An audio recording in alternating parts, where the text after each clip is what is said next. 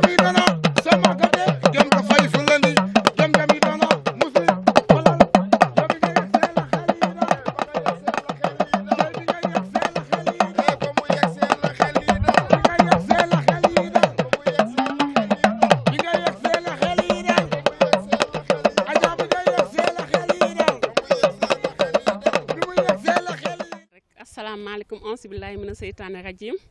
bisimilahi rahmaani rahim maa ngi nuyu ñëpp di sant ñëpp di gërëm ñëpp di commencé ci bisimilahi rahmaani rahim ñu fas yéene àggale nag ci alhamdulilahi rabil alamina kontaan si ñëpp nag bu ma waxee sax du ma xam fan lay commencé parce que lii xaw ma lu may wax xewle say mbokk say xarit say dëkkandoo say àndandoo kenn desul rek loolu dafa neex lu ma si yokk rek dama koy yàq ndax yaakaar naa ni lii moom ku mu doyul rek xaw ma lu dara doy la moo tax kuy lebal rek lebalal ay gor man loolu laa am lu may wax daal xamatuma lu may wax. soxna Mously ñu gis ne tey nag da nga def lancement boo xamante ne da nga bëgg a génne fii benn section fii ci réew mi lan moo waral loolu. parce que man li tax ma créé section bi yàgg naa si parti bi mais mosuma créé dara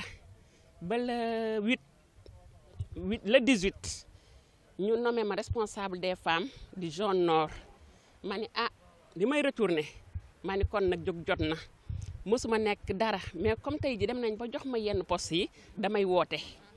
le 18 ma jàpp ko xëy le 19 ñëw si commune bi ñu jox ma salle ma dugg ni kon le 19 le 5 maa jël date ñëw leen wuy si ma lii te bi ma koy wax sax dama ne woon damay monter section ma dem ba affaire bi ëpp sama njort lii sax yaa ampleur bi mu am yaakaaruma woon ni parce que monter section dong lañ doon def lii lépp nag fekk ñu si yëf yi loolu dong la woon mais du leneen waaw. soxna Mously bu dee yàlla def na nag ngeen falu muy li nga xamante ne mooy réew mi lan ngay wax lan ngay ñaax ñi nga xamante ne sénégalais la ak lan nga leen di proposer seen programme. suñu programme man li may njëkk a ñaax nit ñi ñëpp ñëw topp suñu ginnaaw si ginnaaw président Idrissa Seck te xam ni bés buñ ko defee duñ ko réccu parce que Idrissa Seck ñëpp xam nañ ni homme d'état la te jox ko réew mi dafa jot. ñu may ko sens képp ku am carte maa ngi lay ñaan man de maa ngi ñaan képp ka nga xamante ni nii yow laa bokkal appel boobu ma samay mbokk laa koy jiital seen carte laa soxla muy soog a ñëw nag samay dëkkandoo xarit yeeg ànd am di jàmm yeeg ñëpp daal Sénégal yëpp daal ku may déggul daal maa ngi lay woo pour nga sa may ñu sa carte ñun bala ñuy wax waxu falu nañu nit ñi may seen carte ba pare. bu boobaa bés bu ñu faloo la ñuy xam ne lépp dëgg la loolu daal yal nañ ko yàlla defal si darajay Muhammad Seydina sallallahu alayhi wa sallam. mun nga ñu rek wax ñaari kàddu rek ci seen taxawaay fii ci réew mi waa réew mi. waa réew mi nag ñun macha allah réew mi Italie macha allah ñu ngi liggéey ñun ñëpp bëggante nag kii sama sœur la moom mooy Néné Kounta coordinatrice bu zone nord Maguette mooy responsable des jeunes zone nord. daaw dakan moo yor organisation Mor An bee taxaw moo yor finance ma kontaan lool nag si ni ñuy liggéeyee fii macha allah zone nord bi waxuma la zone nord bi sax mais fédération bi rek ni ñuy liggéeyee yaakaar naa ni Italie ñëpp teg nañ ci seen bët parce que noppalikuñu ñu ngi si lu nekk daal lu nekk ñu ngi koy jéem moo tax ñu def lii te may ñaan def appel bi nag sama moroomu jigéen yëpp nag ñu góorgóorlu ñuy def ni pour dëkk bi ñu gën ñu xam ne ñun Idi rek lañ gëm. te yàlla na ko def président de la république. man la Néné Kounta coordinatrice su réew mi nord maa ngi leen di nuyu di leen gërëm di leen sant xam naa ne que ni ma wax ci réew mi Italie dina ma yomb ndax mun naa wax ne que ni réew mi Italie ci samay loxo la juddoo ndax depuis M6 ba léegi nii laa taxawal réew mi Italie bañ koy sos ci néeg la woon man buñ demee tey ba mu yaatu law ci Italie gi yëpp du ñu def lu du sant yàlla. comme ni ko Mously waxee rek dañuy ñaan ñëpp ñu ñëw jàpp ci liggéey bi ndax dañoo soxlawuñu dara lu du yóbbu Idrissa sunu président Idrissa Seck Palais te ñu yóbbu Idrissa Seck Palais mooy ni que ni yéen ñëpp soxla nañ seen carte soxla nañu ñëpp ñu ngi leen di def appel sunu moroomu jigéen ñi sunu mbokku jigéen ñi ndax Sénégal toll na tolluwaay boo xam ne ñun def nañ ci sunu xel ne que ni Idrissa Seck dong moo ñu mën a génne ci gulaawaay la gii ñu nekkee te xam naa ni que ni Idrissa gëm yàllaam at ni mu nekkee homme d'état lépp lu mu mus a wax nit ñi teg ci seen bët foog naa ni que ne bés bu nekkee président de la république lépp lu ñu soxla dinañu ko defal rawatina ñun ñi immigré yi loolu lu ma gëm la rawatina ñun ñi nekk immigré yi dinañ ci gis suñu bopp bu baax ndax suñu programme dafa yaa ndax ñun ñoo ngi fii Italie suñu doom yaa ngi fii Italie soxla nañ lu bari pourtant suñu doom yaa ngi fiy jàng de waaye état yi fi jaar yëpp kenn mus ñoo xalaat sax may suñuy doom bourse te fii parents yu bari ñooy fayal seen doom yi loolu rek benn la ci suñuy programme ak yeneen yuy ñëw leneen loolu nag lu ñuy waxtaane la après jërëjëf ñu ngi leen di nuyu. merci beaucoup soxna si. asalaamaaleykum waaw soxna si ñu ngi lay nuyu Sophie tey nag dañu am mbégte bu mag a mag a mag ndaxte dañu fekk si sunu jigéen muy soxna Mously Fall ñëpp xam ko ci parti Rewmi muy une grande militante boo xamante ni def na son entrée ci parti Rewmi le 19 septembre 2015 à Reggio Emilia mu nekkoon événement bu mag boo xamante ni mi ngi dans les mémoires bon boobu ba léegi nag war dëgg yàlla wane na ci benn dynamisme boo xamante ni ñëpp xam nañ ko ci réew mi parce que fépp fu mu dem wane na fa loolu wane na fa Pastef wane na fa taxaw boo xamante ni cër gi parti bi war a am yëpp jox na leen ko jëmmal na leen tamit jox na leen alalam jox na leen temps am kon bu wootee bis bu mel nii yaakaar naa mérite la parce que lii ñëw yëpp tey yaakaar naa du xaj ci salle bi kon nag section bi sax am na bu ko jiitu woon muy lekkoo mais bii nag day nekk section de confirmation parce que 3 ans ci ginnaaw defoon na section mook Mor An à l'écho co-section mais bii day nekk li nga xamante ni vraiment day parachever la mission comme on dit. bon di sant yàlla tey nag ki ma fi seet si muy Mously Fall day sunu lépp dañu bokk ngaay mexe bokk lépp ma koy gërëm bu baax tamit di gërëm sama rakk yi ma àndal muy Baba Tall di gërëm madame Tall bi nga xam ne moom la àndal sama jarbaat Mame Marème Thiam di gërëm ñëpp bàyyiwuñ kenn bon on a eu une parenthèse nag boo xamante ni wax dëgg yàlla def nañ ko dox nañ ko avec l'institution ba taxaw nañu suspendre toutes nos activités politiques bon on reprend nos activités politiques léegi nag nañu nit ñi bàyyi apprécier ju ci nit ñi gisee te bañ a nag def ci suñu xol lu ci nekkul parce que on est libre de faire notre choix on est libre d'aller là où on veut parce que politique bi ñuy def man li may wax suma poste de travail bi nga xam ne moom laa am en Italie soo ma ko jëloon nga remplacer ma ko par un poste de député du ma ko dem parce que je trouve ça précaire je trouve que ni vraiment mënu ma ko matale ndax diverses raisons kon wéetuwuñ ci dara bëgguñu ci dara lu dul on a donc quelque chose à dire pour notre pays la politique comme je dis tout le temps on l'a fait ou on l'a subi ñun nag on va pas subir la politique on va la faire pour le bien de notre pays loolu daal la woon donc jégal ñu ci kàddu yi parce que j'ai été un peu pris au dépourvu néanmoins bon mais lu ci mënti am Sénégal moo ñu ñor ñu sori ko ñu jege ko picc nga ca kaw mais xel maa ngi ci suuf tout le temps suñu xel mi ngi ci suuf et on va pas laisser nit ñi décider à notre place ak luy mënti am danañ contribuer ci loolu de manière directe ou indirecte kenn du ñu imposer les lois yi nga xamante ni ëllëg du arranger le Sénégal ngeen jégal ma donc je vous remercie yéen tamit vraiment yéen a ngi def liggéey bu rafet Sophie Augustin mon ami Malick Sakho je vous appelle un trio de choc vraiment un trio de choc merci et on vous souhaite vraiment une meilleure amélioration ci li ngeen entreprendre. maa ngi tudd Pape Bassirou Diop nekk maire de la commune de Thiès Est en même temps nekk le secrétaire national chargé de la diaspora donc tey nag nekk bis boo nga xamante ni bu màgg si ñun parce que.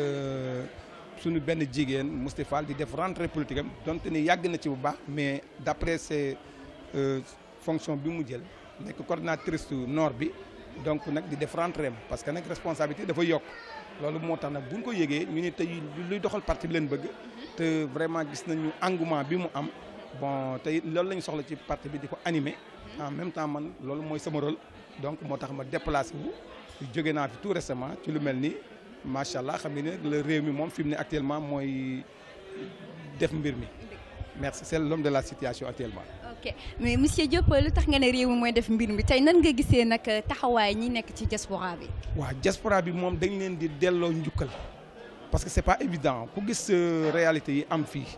xam ni ngeen boole ko si xam liggéey bi parce que fii liggéey bi dafa strict doo daw liggéey doo tappale amul lenn mais temps bi ngeen amaku néew nag ngeen ñëw xool ni seen réew ñàkk a dox ga fa ne nga njiit yu nasax yi lañ koy nasaxale di ko def ngeen xool analyser ni ngeen ni nag nanu taxaw nag pour jëlee fi loolu bon tey loolu dafa laaj temps dafa laaj des sacrifices déjà gis nga ko nii xam nga demain vous allez au travail après demain vous allez au travail ngeen war na noppalu ñi dem ci shopping yi def leneen ak leneen toppatoo kër gi toppatoo njaboot gi mais ngeen ne nag nañu fexe nag réew mi ñu war ko mën a teg ci dans les rails parce que li may wax rek doomu réew mi ñu nekk fi diaspora bi danoo war a mën a yor Sénégal parce que vu leur expérience li ñuy dund parce que boo xoolee fi ñu taxaw ay nit lañu mais xel mi diaspora bi am damay jàpp ni dañ ko na sax delloo waa diaspora bi ñoom ñu ñëw taxaw defar Sénégal parce que actuellement la fa nekk fi mu ne nekk na loo xamante ni ku mën am ndey ku mu amul ndey ba fa nekk moo métti ñëpp yaramu màggee la foo laal day métti moo tax nag ngeen constituer lii nag dans tous les partis taxaw ni nañ fa jëlee Macky Sall parce que benn dañoo jàppan ni mooy l'homme de la situation or que nag ñun ñëpp a jóg. Monsieur le maire pour ne pas vous retenir trop mais fan yii yëpp dafa amoon coow boo xamante ne li jëm ci parrainage bi yéen xalaat ngeen ne ak parrainage bi loi bi ñuy woote nii est-ce que du leen yàqal dara yéen. non xam nga bu fekk de question sax parrainage parce que lu ci ne war na am ay normes mais contexte bi ñu ko fi ñu ko defee mooy li jaaduwul. deuxièmement mënoo ñëw li ñu naan on doit pas mettre les charrues avant les bœufs parce que mënoo ñëw jox nit ki récépissé ba ni ko doo nekk candidat. jox ko récépissé pour mu nekk un candidat de parti bala nga ko def boole wax ko ni ko lii ak lii la war a àndal xam nga wax mais ñëw moins de 10 mois des élections nga bëgg a ñëw gis nga ni situation bi doy na waar nga bëgg a dugal loolu pour nekk gàllankoor mais vraiment dafa mais nañ ko woot wax proposé woon nañ leen bulletin unique bu ñu ko defoon du ñu ñëw di coow problème mu 45 bulletins nangam donc c'était très facile nit ki boo koy woo waxtaan. da ngeen di toog waaye bi dañuy waxtaan mais kenn du tudd lii mais loolu ñoo tax ñu ni liñ ci bëgg ñoom galgal lañ ci jublu ak foqat ñi parce que bu wóoloo boppam ñu ngi naan Sénégal émergence xool nañ li mu def moom ak quoi qu'on dise waru woon a paniquer pour xalaat naan nay jéem a dugal loo xamante ni dañ ci yàq daru Sénégal parce que Sénégal tolloon na fenn ci démocratie bi muy jël réew mi donc moom daf ko déjà dafa yàq woyam loolu moo tax ñu ni nag jaaduwul mënoo ñëw nga ni yow def li nga fi def ci Sénégal émergence wax ni rupture xam nga wax sobre et vertueux ba pare wëlbatiku la nga daan wax yëpp zéro bon donc moo tax lu mu woo nit ñi kenn du ko wóolu Macky amul lu ko nit mën a wóoloo parce que li mu fi doon wax mi ngi fi wëlbatiku bañ ko parce que nag il faut faire attention avec les réseaux sociaux yi kenn ku nekk loo wax dañ la koy tegaatal Macky Sall lu ne def na ko fi moo tax nit mënuñu ko wóolu moo tax parrainage bi mu def day jéem a def noonu di galgal mais nekk na loo xamante ni ñun mais nag dañ ko war a def fan ko war a defee moo passé mais bu fekkente ni def na ko ci yoon kenn jarul ñuy gën di xeex.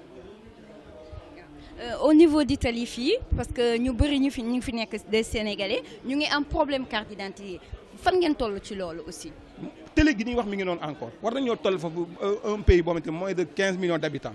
nga jël 52 milliards def ko ci ay carte d'identité tey nga toll yeneen pays nekk ay centaines de millions de population def moins de 100 milliards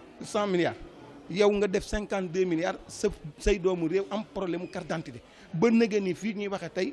li amul carte d'identité boo ko xoolee mën nañ ay 2 millions et quelques poussières ñu retiré seen carte parce que ñu jël carte ak erreur yi ci nekk moo ban yi nañ waxante dëgg gis nga Sénégal demagul il faut que njiit yi mën a xam ni nit ñi ñu jiite duñu ay dof li koy maye nag mooy nit ñi taxaw man di follee mais xam ne Sénégal fol rek leen gën a mën ko follee parce que nag bu ñëwee ñëpp ay am ñu gën seen cër il faut que ñuy lamb ba kere ñuy daj bu baax bi mënoo def ay 52 milliards nit ñi am problème carte d'identité problème inscription bi lu ci ne lépp pour lan lekk kaay xaalis rek parce que mission yi ngay envoyé yëpp commission yi ngay yóbbu en mission ñuy dem di lépp xaalis réew mi la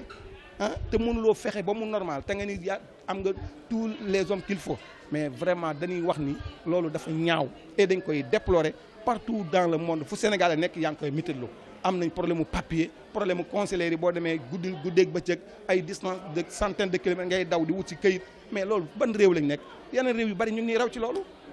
donc daal vraiment que Macky Sall il est temps que tous les Sénégalais nekk benn dégager ko fi indi keneen teg xool am suñu fulla ak suñu fayda parce que réew mi ñoo ko bokk quoi qu'on dise mais réew moo xam da nga ko paccoo jël Marème Faye Sall dynastie Faye xaw ma jël say rakk am na loo xam ne boo ko mënee sax éthique da ko nanguwul.